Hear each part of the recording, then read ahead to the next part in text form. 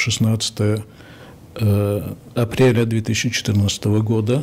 Мы находимся в Страсбурге, в кабинете Европейского парламента, в кабинете госпожи Марин Ле Пен, и будем говорить о важных вопросах будущего Европы, судьбы, войны и мира в Европе. Мы начинаем наше интервью. Наш первый вопрос, госпожа Марин Ле Пен, звучит так. Как вы оцениваете сегодняшнюю ситуацию в Европе с точки зрения войны и мира?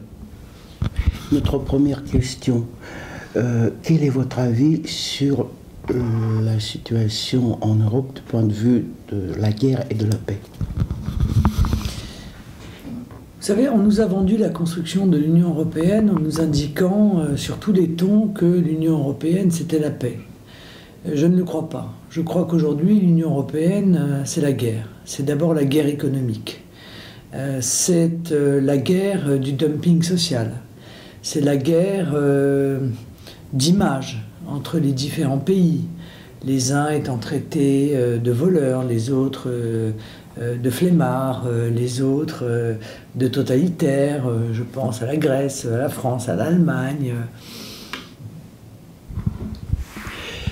Когда приступали к строительству Европейского Союза, когда приступали к европейскому строительству, то нам говорили, что европейское строительство – это строительство мира.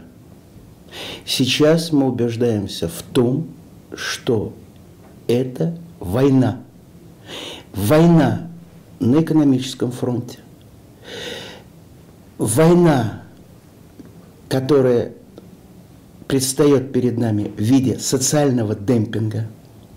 Война образов, война картинок, война телевизионных экранов, где одни представляются в качестве бездельников, другие представляются в качестве адептов, сторонников тоталитаризма, третьи представляются широкому зрителю в качестве воров.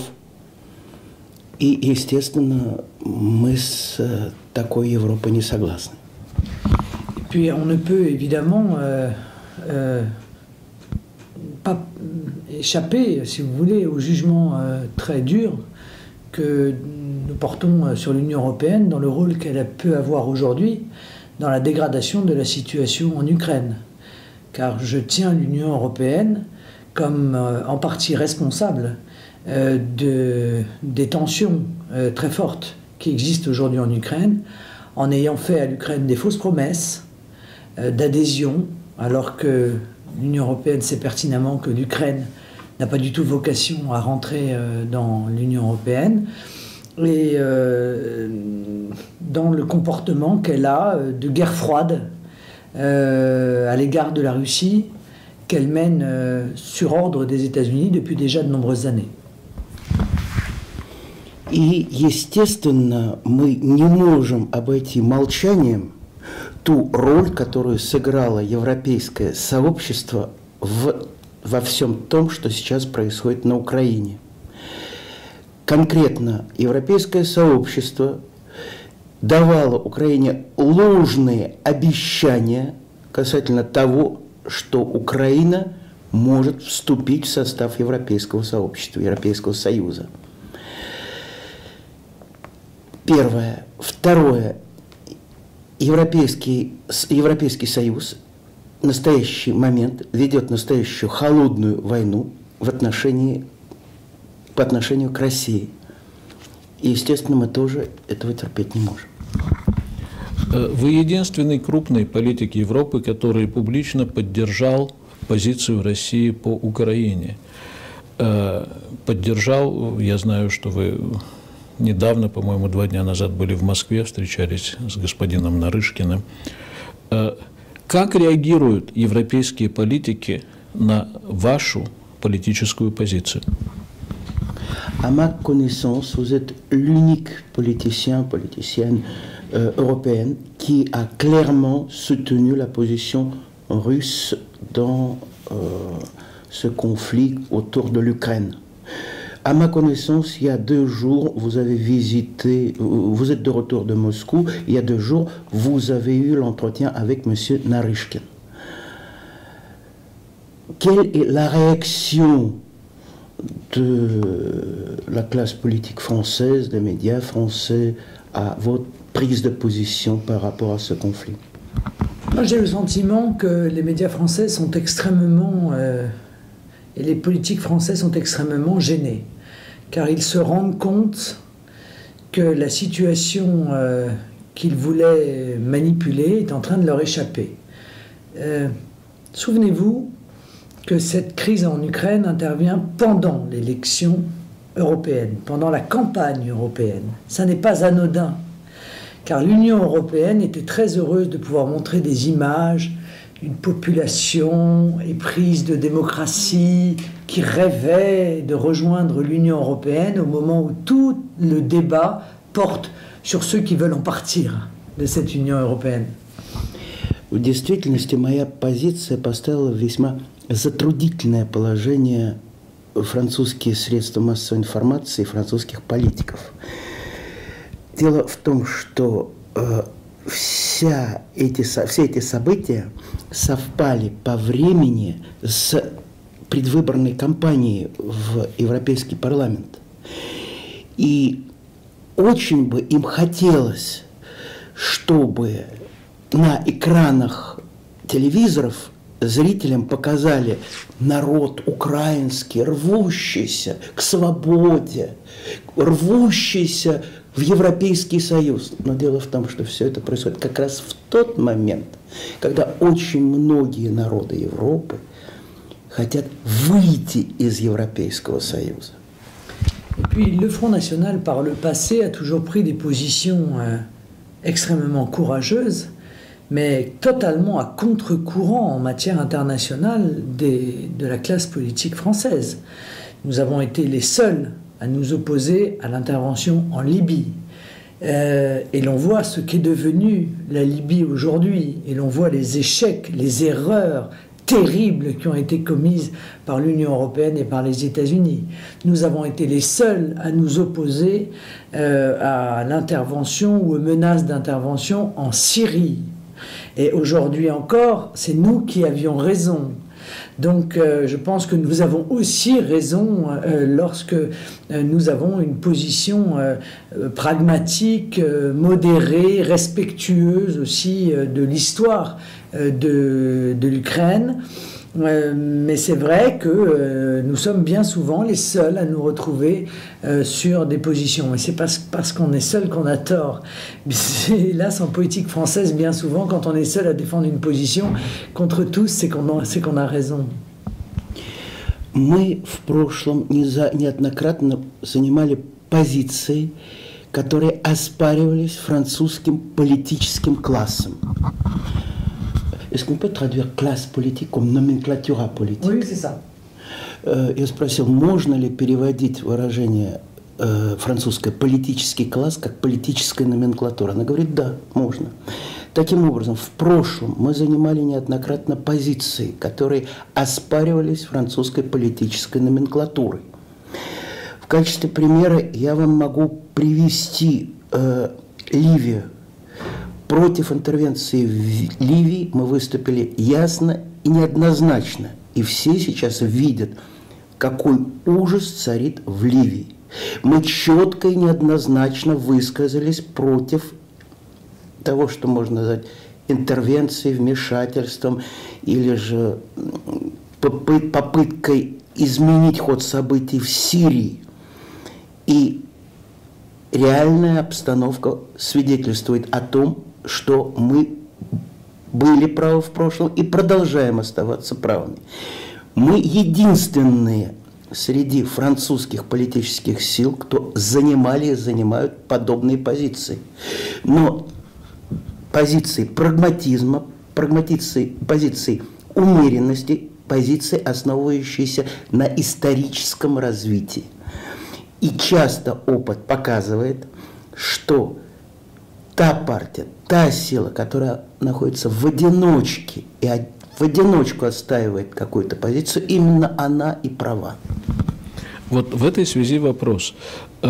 Позиция Франции по этим двум последним войнам в Ливии и в Сирии, была практически тождественна позиции Америки. Франция участвовала как член НАТО во всех этих событиях.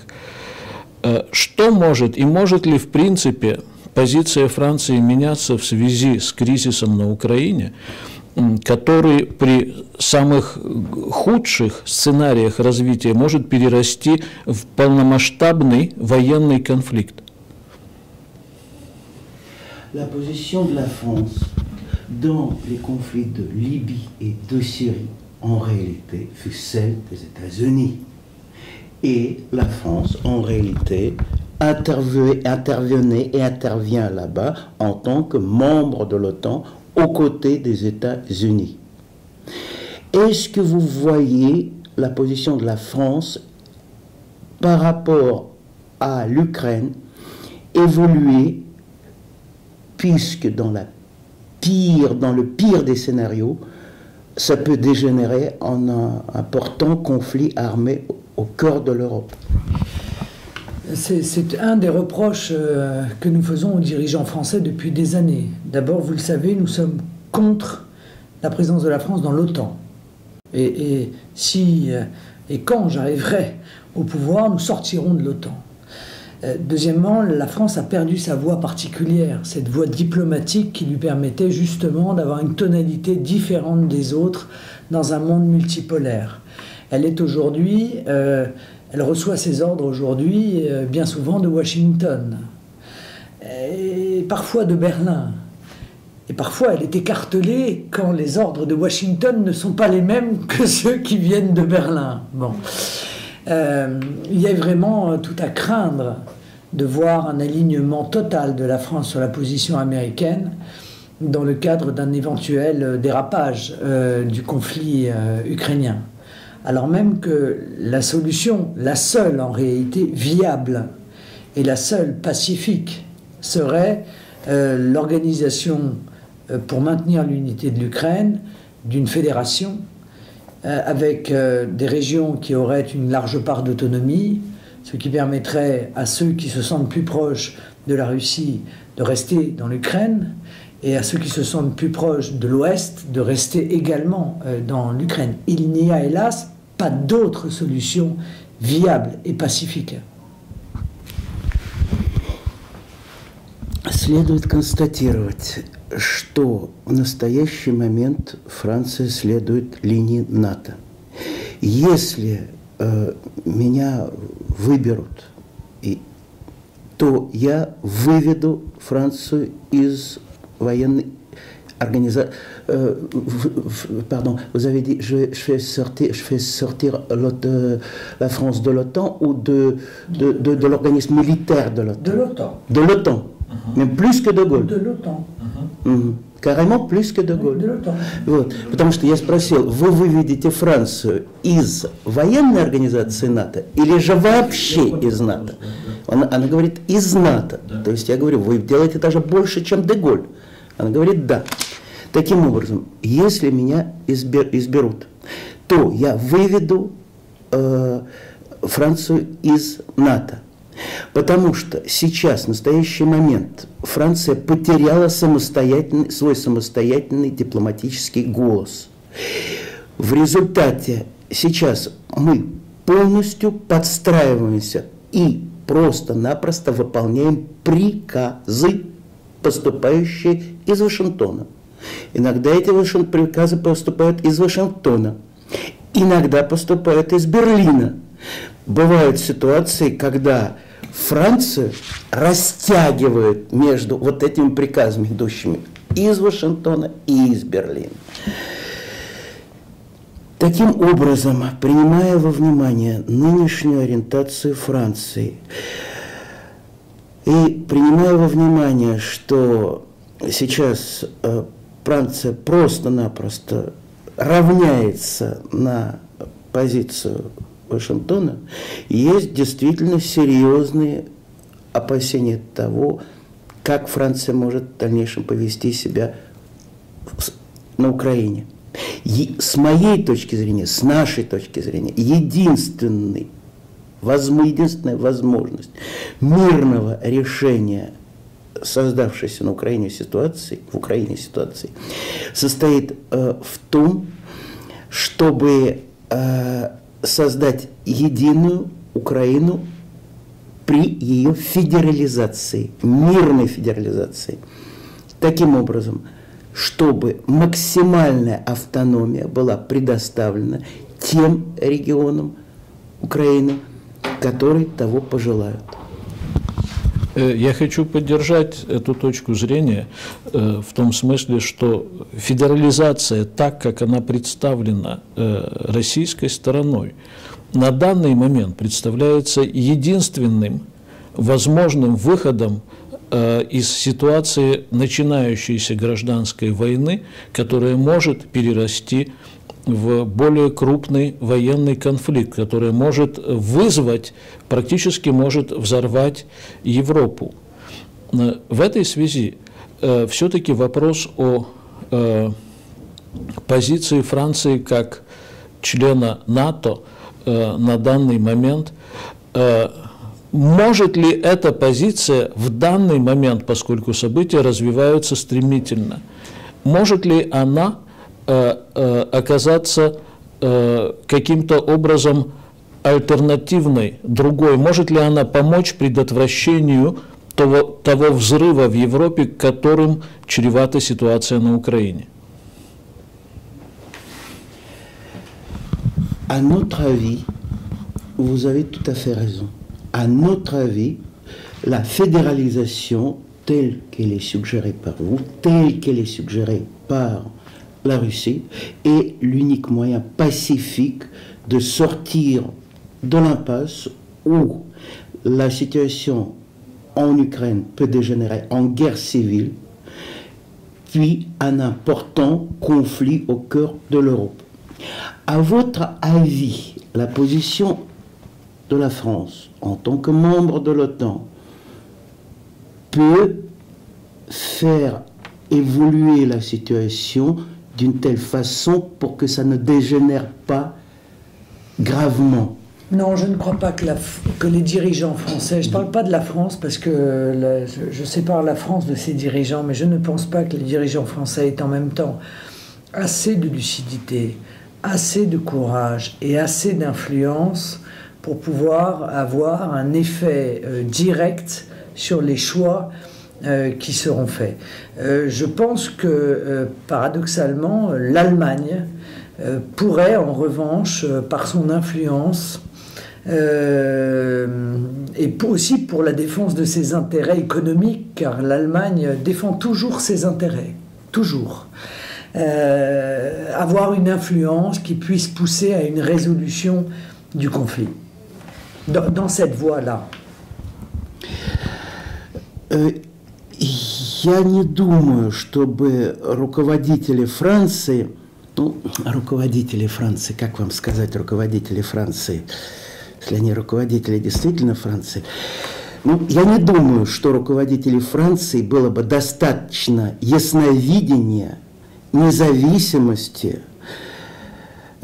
смелости для того, чтобы при подобном развитии событий повлиять в том направлении, о котором вы говорили. Напротив, я полагаю, что руководство Германии в данном случае в большей степени может повлиять на ситуацию, принимая во внимание тот фактор, что Германия будет защищать свои интересы, а Германия всегда защищает свои интересы, и прежде всего экономические интересы.